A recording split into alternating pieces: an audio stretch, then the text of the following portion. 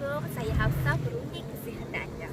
Hari ini saya nak kongsikan dengan anda antara ikhtiar cara untuk menghilangkan batuk, demam dan sesak selesema, khususnya bagi ibu hamil. Saya pasti ibu yang hamil yang mengalami masalah batuk, demam dan sesama ini mengalami keadaan yang tidak selesa, kan, batuk-batuk, nak tidur pun tak selesa, tak lena.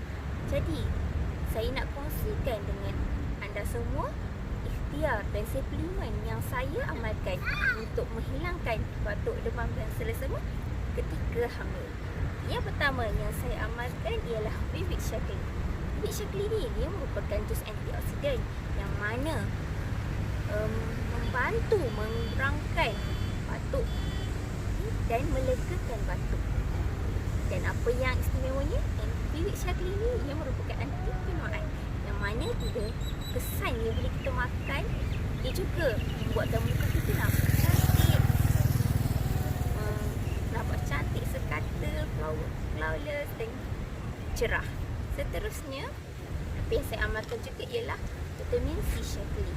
Vitamin C Shaklee ni sangat penting untuk ibu hamil yang mana dia merupakan antara ikhtiar untuk menguatkan imun sistem. Mana kita tahu sistem pertahanan ibu ketika hamil rendah dan mudah terdedah kepada kuman. Jadi vitamin C Shaklee ni lah yang membantu untuk menguatkan antibodi pada ibu hamil. Yang terakhir ialah saya ambil garlic complex.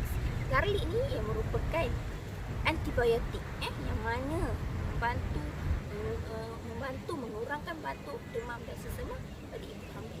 Jadi insya-Allah jika kita ambil ketiga-tiga suplemen ini, dia akan membantu para ibu hamil di luar sana dan juga saya sendiri telah merasai sendiri, dan dia akan mengurangkan batuk, demam dan sesama.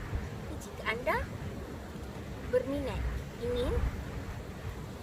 ingin mendapatkan ketiga produk ini set mengurangkan batuk bagi ibu hamil, bolehlah kontak saya di talian 013-561-2253.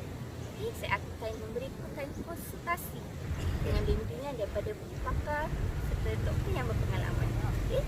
Dan jangan lupa subscribe video ini untuk mendapatkan info lanjut daripada saya. Okay, bye.